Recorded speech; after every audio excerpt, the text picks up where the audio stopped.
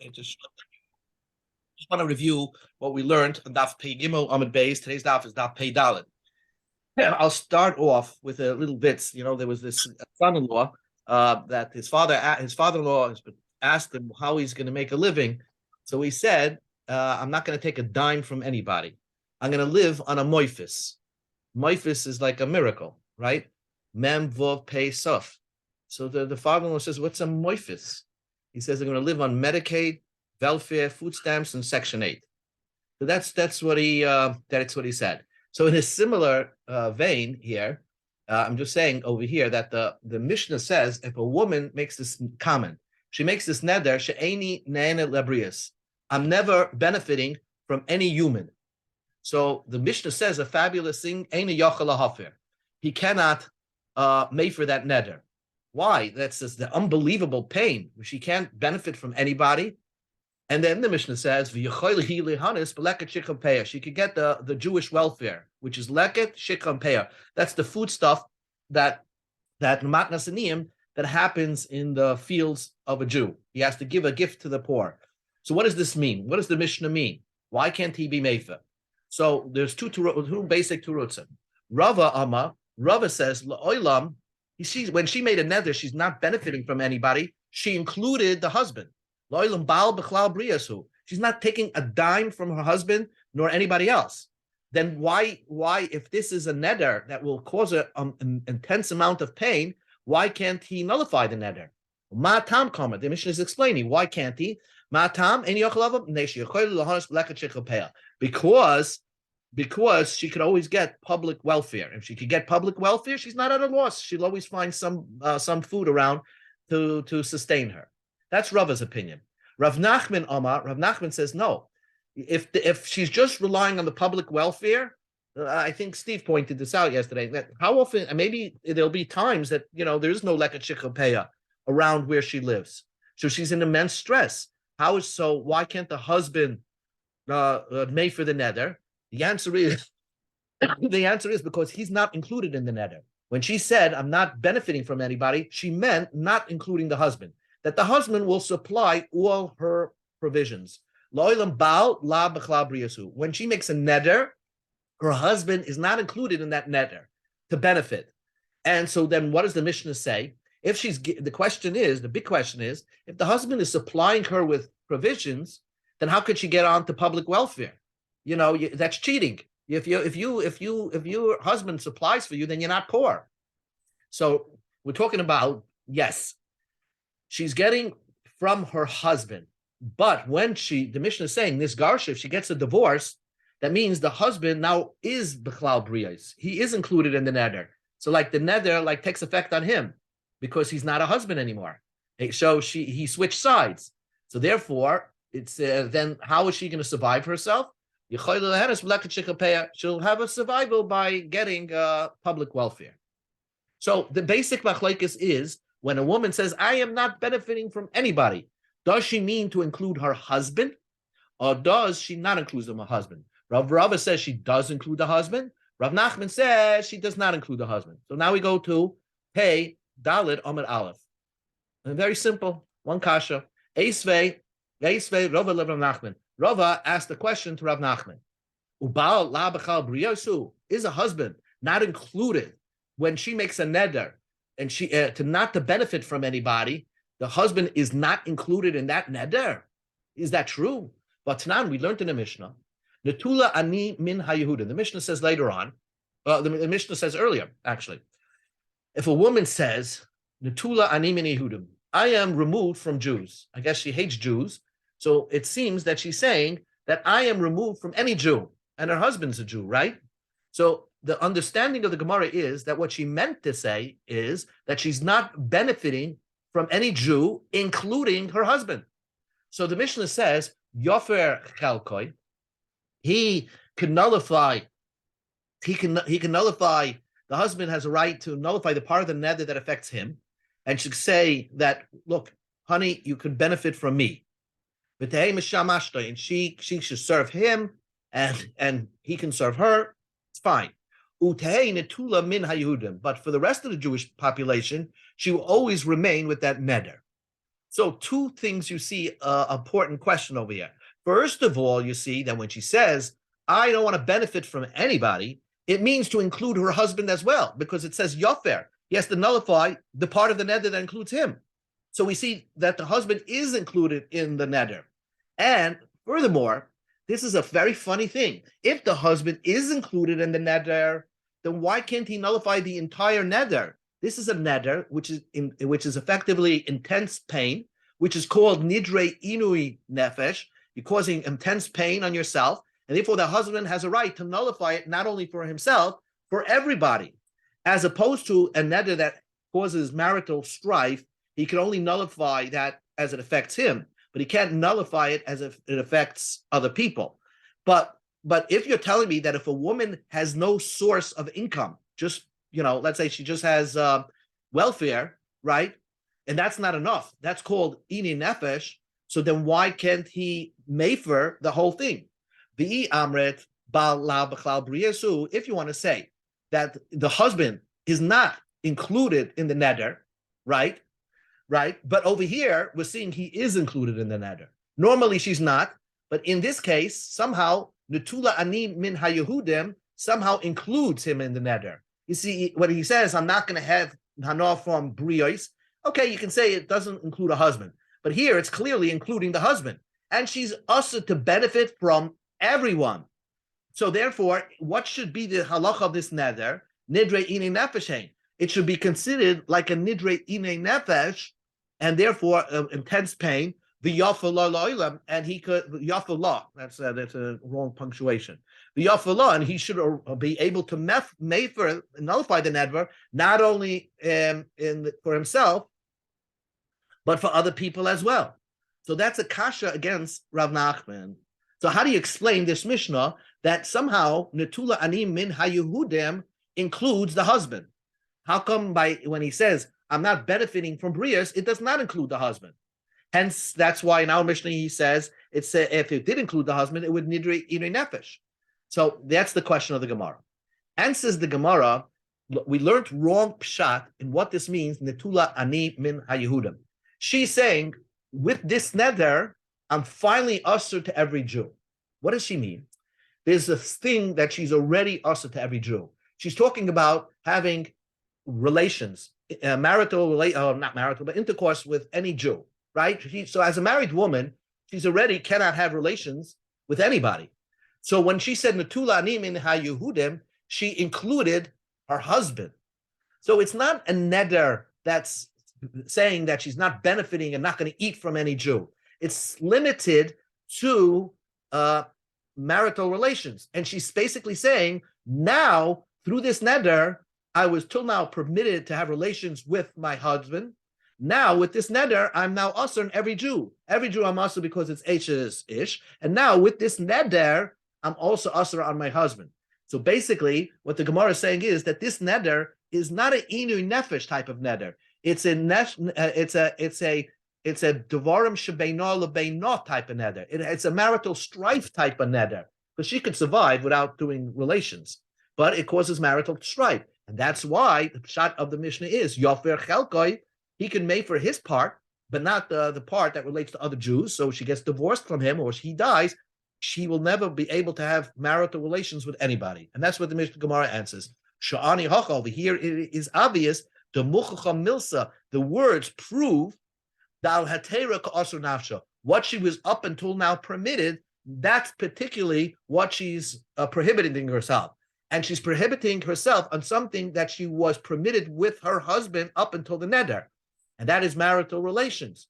So therefore, that's why this brisa squares off, even according to Rav Nachman, because it's not dealing with totally not eating or benefiting from somebody. It's limited to marital relations which she assered on her husband, and therefore it's not a nidre inui nefesh. It's a devarim shebeino lebeino, and therefore he can make for the part that affects him, but it doesn't. He cannot nullify the part that affects other people.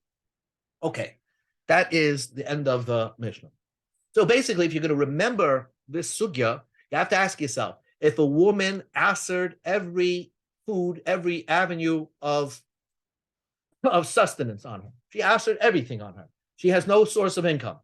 Is that a neder of inui nefesh according to Rabbi Yaisi, which is the author of our Mishnah? According to Rava, no. Why? Because she could go on public welfare. She could get lechet shikopeya. According to Rav Nachman, no. That's not enough. She still would need to have another source of income, which is her husband. Otherwise, he would be able to make for that neder. Now, back into the Gemara. The Gemara this is the second topic today, and that's the end. The Mishnah says, what is public welfare?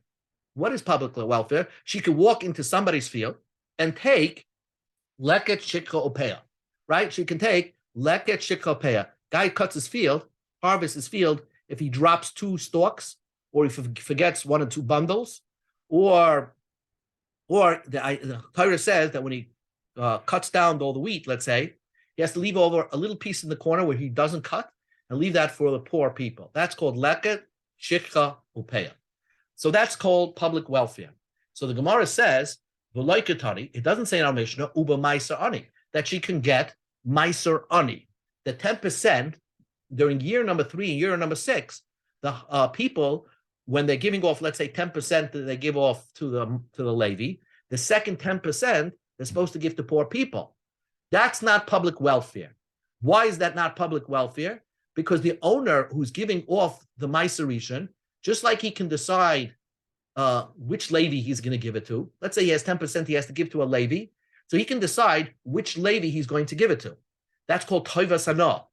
So it's from the fact that our Mishnah does not include meiser ani as part of her public welfare that's going to sustain her. So it proves that meiser ani is really up to the owner of the produce to decide which poor person he's going to give it to. And therefore, if somebody is going to decide to give this lady the meiser ani, that will enable her to have meiser ani by benefiting from somebody. She'll benefit from the toivas hana. That's why our Mishnah did not include meiser ani as part of the public welfare. So the Gemara asks one simple question. Well, Tanya Babraisa, the Braisa on a Mishnah says, uva meiser ani. Our Braisa includes that meiser ani as part of her public welfare. Now, why is that meiser ani part of the public welfare? Because according to the Braisa, it seems to imply that you don't have a right. If you're supposed to give 10% to the ani, you have no right to decide which poor person you're giving it to. An ani could storm into your storehouse, take the 10% on his own, and you can't decide which one to give it to. So what is it? Is it up to you to give to the ani, or is it not up to you to decide which poor person to get it? So that seems to be a question. Who is the author of our Mishnah? Who is the author of the Braisa? Amar Rav Yosef. So the first teretz of the Gemara, which the Gemara is going to refute, loy kasha, it's not a difficult thing. Ha Rabbi Eliezer, that the Braisa goes according to Rabbi Eliezer, ha Rabban, and the Mishnah goes according to Rabbanan. So the Gemara is going to say that Rabbi Eliezer holds that that guy who has 10% that he's supposed to give to the poor person, he's not up to him to decide which poor person.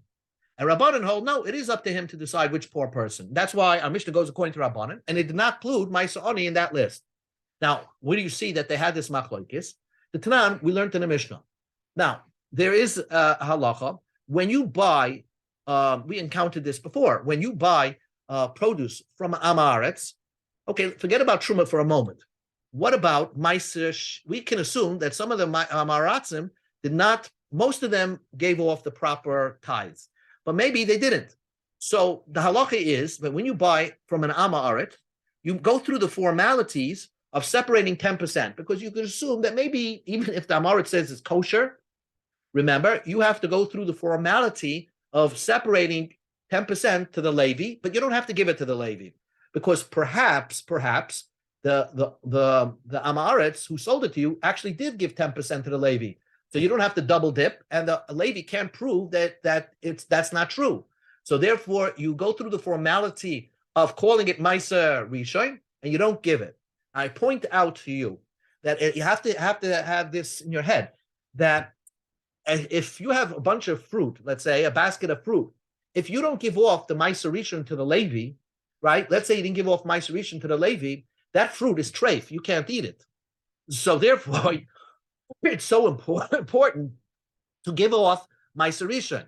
But when you bought it from Amaretz and he says it's kosher, I gave off the Meiser Rishon, you can't trust him. So therefore, that you go through the formality and you say, oh, this 10% will be Meiser Rishon.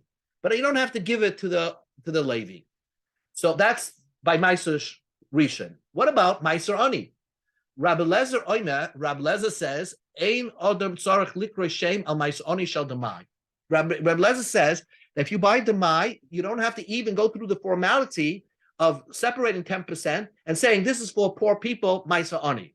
Why? Because even if you don't give off Meiser Ani, Rabbi Lezer says it's not tevel, it's not treif, you could eat. So therefore, there's no even reason to even go through the formality of calling something Meiser Ani.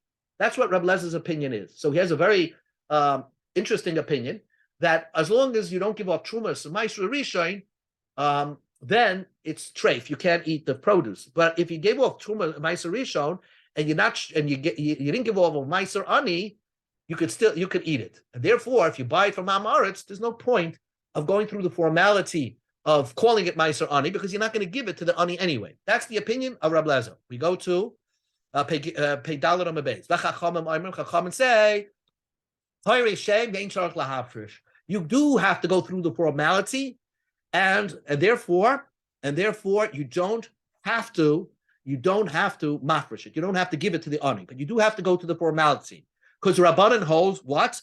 That if you're not sure, if you gave off Meiser Ani, you're not permitted to eat this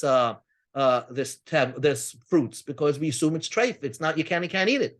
So therefore, you go through the formality of calling it Meiser Ani. You take 10% and say this is for the Ani, but you don't have to give it to him.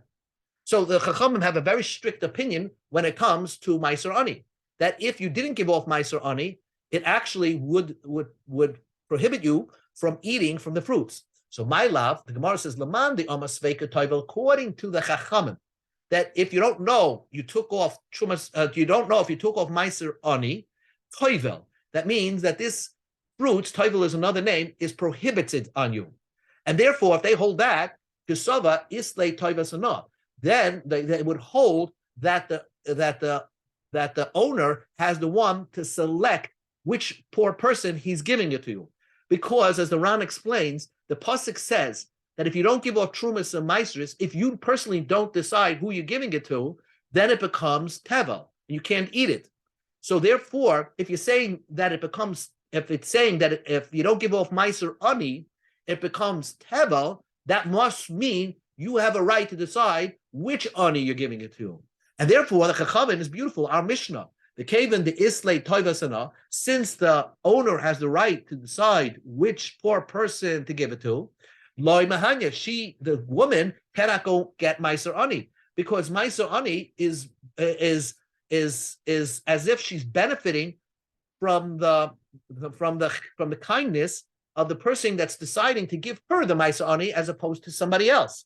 So therefore, she cannot benefit from Meiser Ani. That's why our Mishnah says, the Mishnah says that she can only take Leket Shichel Peah, but she cannot take Meiser Ani. But according to the other opinion, according to Rabbi Eliezer, that you don't really have to, that if you don't give off Meiser Ani, it doesn't make the whole basket tevel. And therefore, if you have Dama, you don't even have to go through the formality. Kisava, this man, the Amahol, Rabbi Eliezer holds Sveika Einu Toivel, that if you have a suffix, it does not make the basket treif or tevel. So the chol shesveika ain't tevel, since it doesn't make it treif, so therefore it has another leniency.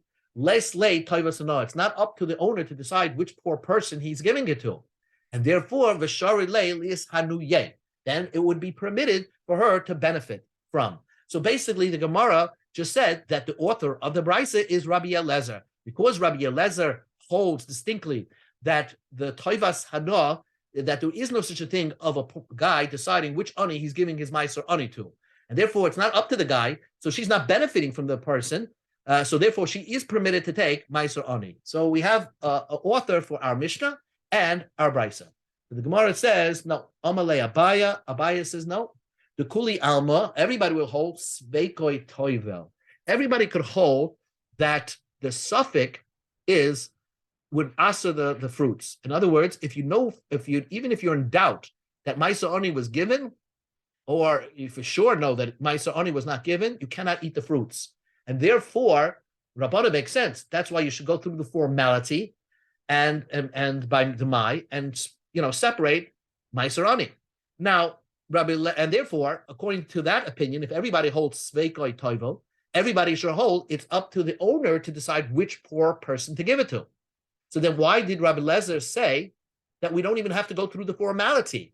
Rabbi Lezer and Rabbanan b'hokim mipalgi. Rabbi Lezer and Rabbanan argue on this point, on this particular point, and Rabbi Lezer held that if you buy fruits from Am Haaretz, you don't have to go through the formality of giving Meiser Ani to the poor person. Why? Because Am Haaretzim did, in fact, either they gave it or they took the Meiser Ani for themselves. They did go through the Meiser Ani. So when the Amaret says, I gave off Meiser Ani, you can believe it. Because Reb Lezer holds, Lo nechshetu Amaretz al Meiser Ani. And Amaretz, you can't accuse him for not giving the 10% to the poor person. Why? Because if he doesn't have the heart to give 10% to a poor person, he can easily decide to take it himself. How could he decide to take the Meiser Ani himself? He'll go through, he'll say like this, even the ilu mafkin nichse, he can tell all his possessions should become hefker. He says, I disown any possession I am. So, like somebody, does that so that they can get Medicaid. He'll mafka everything, right? V'haba oni, and he's the poor person. V'shakalehu, and he can take it for himself. Less leip seder, so he doesn't have a loss. If he wants to give Meiser Ani, if he's like moved to give Meiser Ani, Amaretz will give it anyway. And if he does not move to give Meiser Ani, he's not going to hold it back and keep it. He's going to actually say, I give all my possessions, I make him free, I'm ownerless of it. And then take them and then repossess it, all his possessions, and take the Meiser Ani for himself. So there's a legal loophole over here. So Reb Lezer says that when you buy the fruits from Amaretz, you do not have to recall and say, I'm giving Meiser Ani. You don't have to go through formality to call shame to make that say, oh, this is Meiser Ani, because the Amaretz did it already. Rabbanan Sabre, Rabbanan hold, Nichse loy mafki inish. A person will not disown himself from his possession even for a moment. Why? The mirtas, because everybody's afraid. Maybe somebody else will repossess it. In other words, during the delay, being the time that he disowns the possession, that couple of minutes, somebody's going to say, I'm owning your possessions. You disowned it. And therefore, he's not going to do that trick. The Chachamim hold that everybody hold that, therefore they hold that when you buy from Haaretz, we accuse him that he did not give off Meiser Ani. So where the Gemara left it over here is that everybody, both Rabbi Eliezer and Rabbanan, both agree that Meiser Ani is very strict. That if you don't give Meiser Ani on fruits, on a basket of fruits, the whole table, the whole basket is trade. And therefore, it's up to the owner to decide which Ani to give it to. So now we're back to square one. The teretz of Rav Yosef is no good. We're back to square one. Who is the author of our brisa that says that the Ani could benefit from the woman? If she makes a neder, she's not benefiting from anybody. She can take Meiser Ani. Who is the author? So the Rava gives the final teretz. Rava says it depends where the woman collects the 10%, Meiser Ani. Our Mishnah is talking about the reason why she doesn't collect Meiser Ani is Meiser Ani hamischaleit b'soich habayis. If she goes into the house and says, Mister, you forgot to give the Meiser Ani in the storehouse. Now it's in your house, and he goes into his house. The ksiva beinasina. The Torah says then it's up to he has to gift it to the poor. You give it to the poor person. So here, when you're collecting the Meiser Ani in somebody's house, then it's up to the person to decide if he wants to give it to you or give it to another Ani. Mishim Hachi, therefore, if the woman makes a neder, she's not benefiting from anybody. She's not allowed to benefit. She's not come to collect it because she's relying on the kindness of this person to decide to give her the Meiser Ani. But the brisa that says she could actually, besides Leka Chicham Peah, she could actually collect Meiser Ani, that's only if she goes into his field to collect Meiser Ani, in his granary. The Meiser Ani hamischalek b'soich hagranis. If she takes the 10% that was divided in the granary, because Keva the Ksiv v'hi nachto b'sharecha, the Torah says that you're supposed to give to 10% to the ani and leave it for them in your cities. So it's not. It seems to imply you just leave it. You're not. It's not up to you to decide which poor person is going to benefit from it. So therefore, shari leilis hanuye. Then it's permitted for the woman who asked benefit from anybody to come to collect it, because she's not relying on the kindness of this person, because she's collecting the Maisa Ani in his granary, which when the Torah says, if she's collecting it Maisa Ani from his granary, it's not up to him to decide which poor person he's giving to. And therefore, she's permitted to have benefit from it, from that. And that's the pshat, the Bryce. So we will stop here, and we're going to continue tomorrow, B'ezras Hashem, with later on with the rest of the. Shukran.